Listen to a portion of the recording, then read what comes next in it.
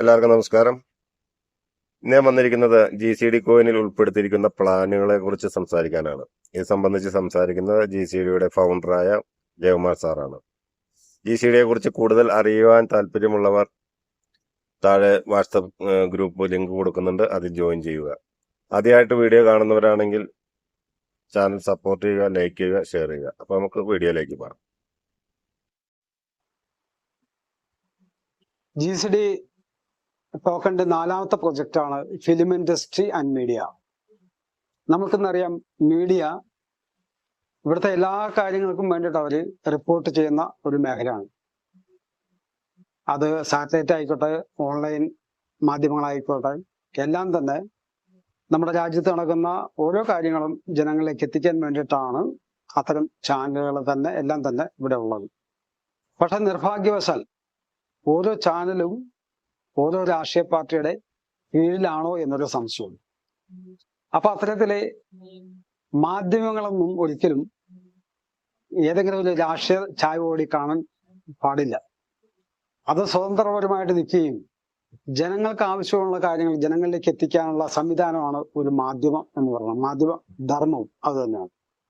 അപ്പൊ ഈ സാഹചര്യത്തില് ജനങ്ങളിലേക്ക് യാതൊരുവിധ ജാതി മത രാഷ്ട്രീയത്തിനൊക്കെ അതീതമായിട്ട് സത്യസന്ധമായിട്ടുള്ള വാർത്തകൾ എത്തിക്കുക എന്നുള്ള ഒരു ഉദ്ദേശ ലക്ഷ്യമാണ് ഞങ്ങളുടെ നാലാമത്തെ പ്രൊജക്റ്റായിട്ടുള്ള മീഡിയ ആൻഡ് ഫിലിം ഇൻഡസ്ട്രി. അപ്പോൾ ഈ ഫിലിം ഇൻഡസ്ട്രി ഇന്ത്യയിലെ തന്നെ ഏറ്റവും വലിയൊരു വ്യാവസായിക മേഖലയാണ്. നമുക്കറിയാം, 28 സംസ്ഥാനത്തും 28 ഭാഷകളും സംസ്കാരവും വ്യത്യസ്ത രീതിയാണ്. അതുകൊണ്ട് തന്നെ ഫിലിം ഇൻഡസ്ട്രിയെ നമ്മൾ ഒരു ഓൾ ഇന്ത്യ തലത്തിൽ നിന്ന് കാണുകയാണെങ്കിൽ ഏറ്റവും വലിയൊരു ബിസിനസ് മേഖലയാണ് ഫിലിം ഇൻഡസ്ട്രി. പക്ഷെ ഫിലിം ഇൻഡസ്ട്രിയിൽ പല ആൾക്കാർക്കും കൈപൊള്ളുന്നത് ആ മേഖലയിൽ വളരെയധികം ചതി നടക്കുന്ന ഒരു മേഖല. എന്നെ സംബന്ധിച്ച് ഞാൻ മനസ്സിലാക്കിയ ഒരാൾ കൂടിയാണ്. ഫിലിം ഇൻഡസ്ട്രിയിൽ ഒരു സിനിമ എടുക്കാൻ വ്യക്തി തയ്യാറായി കഴിഞ്ഞാൽ ആ വ്യക്തിയെ എങ്ങനെ ചൂഷണം ചെയ്ത് കാശുണ്ടാക്കുക എന്നുള്ളതാണ് കുറെ ആൾക്കാരുടെ ലക്ഷ്യം. അതുകൊണ്ട് തന്നെ ഫിലിം ഇൻഡസ്ട്രിയിലേക്ക് കടന്നു വന്നിട്ടുള്ള പല ആൾക്കാരും അവർക്ക് വലിയ സാമ്പത്തിക നഷ്ടം ഉണ്ടായി, കുത്തുപാള എടുക്കേണ്ട അവസ്ഥയും അതുകൊണ്ടാണ് ഉണ്ടായിട്ടുള്ളത്. സിനിമ കഥ പോലെ തന്നെയാണ് ഫിലിം ഇൻഡസ്ട്രിയിൽ ഓരോ കാര്യം നടക്കുന്നത്.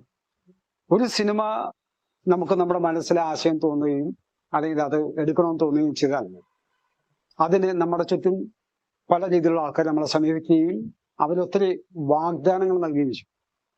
അങ്ങനെ ആ ഒരു കഥയുണ്ടായി, തിരക്കഥയും അതിന്റെ മറ്റു കാര്യങ്ങളെല്ലാം ചെയ്തതിന് ശേഷം അത് സിനിമ ഷൂട്ട് ചെയ്ത് കംപ്ലീറ്റ് ആയതിനു ശേഷം ഇത് തിയേറ്ററിൽ എങ്ങനെ ഓടിച്ച് ബെനിഫിറ്റ് ആക്കി എടുക്കാം, അല്ലെങ്കിൽ ഇത് എങ്ങനെ പ്രോഫിറ്റബിൾ ആക്കി എടുക്കാം എന്നുള്ള കാര്യമൊന്നും ഈ സംവിധായകനോ അല്ലെങ്കിൽ അതിന്റെ അണിയറ പ്രവർത്തകരോ ചിന്തിക്കാറില്ല.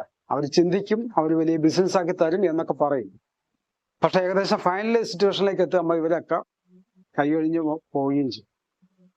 അതിന്റെ പ്രധാന കാരണം ഈ സിനിമാ നിർമ്മാതാവ് തന്നെ അദ്ദേഹത്തിന്റെ അല്ലെങ്കിൽ അദ്ദേഹത്തിന്റെ ഫേസ്ബുക്കിലോ മറ്റ് സോഷ്യൽ മീഡിയ എവിടെയെങ്കിലും ആ സിനിമയെക്കുറിച്ച് 10 വാക്കുകൾ എഴുതി കഴിഞ്ഞാൽ ആ സിനിമ നിർമ്മിച്ച സിനിമ പിന്നണി അണികൾ അവർ പോലും ഒരു ലൈക്കോ ഷെയറോ ചെയ്യുക. അതെന്തോ വലിയ നഷ്ടം എന്ന രീതിയിലാണ് അവരും കാണുന്നത്. അപ്പൊ അപ്പോഴപ്പോ കിട്ടുന്ന കാശിന് അപ്പോഴപ്പം നേട്ടം ഉണ്ടാക്കി എടുക്കുക എന്നുള്ള ചിന്താഗതിയുള്ള ആൾക്കാരുണ്ട്. എന്നാൽ ഈ ഫിലിം ഇൻഡസ്ട്രിയെ നമ്മൾ വേണ്ട രീതിയിൽ ഉപയോഗിച്ചു കഴിഞ്ഞാൽ കുറെ അധികം കലാകാരന്മാർക്ക് അവസരം കിട്ടാനും അതേപോലെ തന്നെ പുതിയ പുതിയ തലമുറകൾക്കും അവസരങ്ങൾ കൂടുതൽ കിട്ടുകയും ചെയ്യുന്ന മേഖലയാണ്. ഫിലിം ഇൻഡസ്ട്രിയിൽ ഇത്രയും ഇൻട്രസ്റ്റ് വരാൻ കാരണം നമ്മളൊരു വ്യക്തി ഒരു സിനിമയിൽ അഭിനയിച്ചു കഴിഞ്ഞാൽ നമ്മുടെ നാട്ടിലുള്ളവരോ അല്ലെ മറ്റു സംസ്ഥാനമോ അല്ലെ മറ്റു രാജ്യക്കാരോ നമ്മളെ തിരിച്ചറിയും. അപ്പൊ അത്തരം നമ്മളെ തിരിച്ചറിയാനും നമ്മുടെ കഴിവുകൾ ലോകം തിരിച്ചറിയാനും പറ്റുന്ന ഏറ്റവും വലിയ മേഖലയാണ് ഫിലിം ഇൻഡസ്ട്രി. നമുക്കറിയാം, ഇവിടെ ചന്ദ്രയാനിലേക്കും അല്ലെങ്കിൽ മറ്റുള്ള സ്ഥലങ്ങളിലേക്ക് റോക്കറ്റ് വിക്ഷേപണം മറ്റുള്ള അധ്വാനിക്കുന്ന സയന്റിസ്റ്റ് ഉൾപ്പെടെയുള്ള ആൾക്കാരും നമുക്ക് ഇപ്പോഴും തിരിച്ചറിയാൻ പാടില്ല. പക്ഷെ സിനിമയിൽ കയറി 1-2 വേഷം ചെയ്താൽ നമ്മുടെ നാട്ടിലുള്ള ആൾക്കാരും എല്ലാവരും നമ്മളെ തിരിച്ചറിയാൻ തുടങ്ങും. അപ്പൊ വലിയൊരു മേഖലയാണ് ഫിലിം ഇൻഡസ്ട്രി എന്ന് ഞാൻ പറയുന്നത്. അപ്പൊ ഈ ഫിലിം ഇൻഡസ്ട്രിയെ നമ്മൾ ഈ 28 സംസ്ഥാനത്തും കണക്ട് ചെയ്തുകൊണ്ടുള്ള ഒരു ഫിലിം ഇൻഡസ്ട്രി, അത്തരം ഫിലിമുകൾ എടുക്കാൻ ഒരുങ്ങുമ്പം അതിന് നല്ലൊരു സന്ദേശം ഉണ്ടാവണം. ഇപ്പോഴുള്ള ചില സിനിമകൾ കണ്ടു കഴിഞ്ഞാൽ ഒരു സന്ദേശവുമില്ല, കുറെ വെട്ടും കുത്തും കൊലയും അതുപോലെ ചില കാര്യങ്ങളാണ് കാണുന്നത്. ഒരു സിനിമ കണ്ട് ജനങ്ങൾ തിയേറ്ററിൽ ഇറങ്ങുമ്പോൾ അവന് നല്ലൊരു സന്ദേശം കൊടുക്കാൻ പറ്റുന്ന ഒരു മാധ്യമം ആയിരിക്കണം ഫിലിം ഇൻഡസ്ട്രി. ഇപ്പോൾ ഉള്ള പാട്ടുകളും അങ്ങനെയൊക്കെ തന്നെയാണ്. യാതൊരുവിധ അർത്ഥങ്ങളോ അതിന്റെ മൂല്യങ്ങളോ ഒന്നും ഇല്ലാണ്ട് എന്തൊക്കെയോ വാരി വലിച്ചെഴുതുന്ന കുറെ പാട്ടുകൾ. ഇതൊന്നും നമ്മുടെ മനസ്സിൽ തങ്ങി നിൽക്കാത്തതിന്റെ കാരണം എന്താണ്? ആ പാട്ടിലെ വരികളുടെ കുഴപ്പം തന്നെയാണ്. നമുക്കറിയാം, പണ്ടത്തെ പാട്ടുകളെല്ലാം ദ്വയാർത്ഥത്തോട് തന്നെ അത് പാടുകയും അത് ഇന്നും നമുക്ക് മനസ്സിൽ തങ്ങി നിൽക്കുന്ന എത്രയോ പാട്ടുകളുണ്ട്. എന്നാൽ ഈ അടുത്ത കാലത്ത് ഇറങ്ങിയ ആയിരക്കണക്കിന് പാട്ടുകൾ ഒരു 2 വരി പോലും നമുക്ക് നമ്മുടെ മനസ്സിലൊന്നും തങ്ങി നിൽക്കാറില്ല. അപ്പൊ ഫിലിം ഇൻഡസ്ട്രിയെ നമ്മൾ കാണുന്നത് വേറൊരു ആംഗിളിലായിപ്പോകൊണ്ടാണ് അത്തരത്തിലുള്ള കാര്യം സംഭവിക്കുന്നത്. ഈ ഫിലിം ഇൻഡസ്ട്രി ഇതും ജനകീയമാക്കുക എന്നുള്ളതാണ് ഞങ്ങളുടെ ലക്ഷ്യം. ഇത്രയും സംസ്ഥാനം, ഇത്രയും ഭാഷകളും ഇത്രയും ഒരു വലിയ ഏരിയയാണ് ഫിലിം ഇൻഡസ്ട്രി എന്ന് പറയുന്നത്. ഇവിടെ നമുക്ക് പുതിയ തലമുറകൾക്ക് ഒത്തിരി സാധ്യതകളുണ്ട്. ഒത്തിരി ആൾക്കാർ നമുക്ക് പോപ്പുലാരിറ്റി അല്ലെങ്കിൽ നേടിക്കൊടുക്കാൻ സാധിക്കും അവർക്കെല്ലാം തന്നെ. അപ്പൊ ഇതെല്ലാം മുന്നിൽ കൊണ്ടുകൊണ്ടാണ് നമ്മൾ GCD ടോക്കൺ നമ്മുടെ ഒരു 4ാമത്തെ പ്രൊജക്റ്റായിട്ട് ഫിലിം ഇൻഡസ്ട്രിയെ മാറ്റിയിരിക്കുന്നതും അതിനോടൊപ്പം തന്നെ മീഡിയ. ഈ മീഡിയ ഇപ്പൊ നമ്മൾ GCD ന്യൂസ് എന്ന് പറഞ്ഞ ഒരു പോർട്ടൽ ചാനൽ സ്റ്റാർട്ട് ചെയ്തിട്ടുണ്ട്.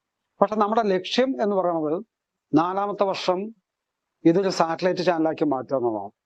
ഈ സാറ്റലൈറ്റ് ചാനലിലൂടെ നമ്മൾ ഏറ്റവും നല്ല രീതിയിലുള്ള വാർത്തകൾ, ജനങ്ങൾക്ക് ആവശ്യമുള്ള എല്ലാ മേഖലകളും ഉൾപ്പെടുത്തിക്കൊണ്ടുള്ള വാർത്തകൾ ഉണ്ടായിരിക്കും.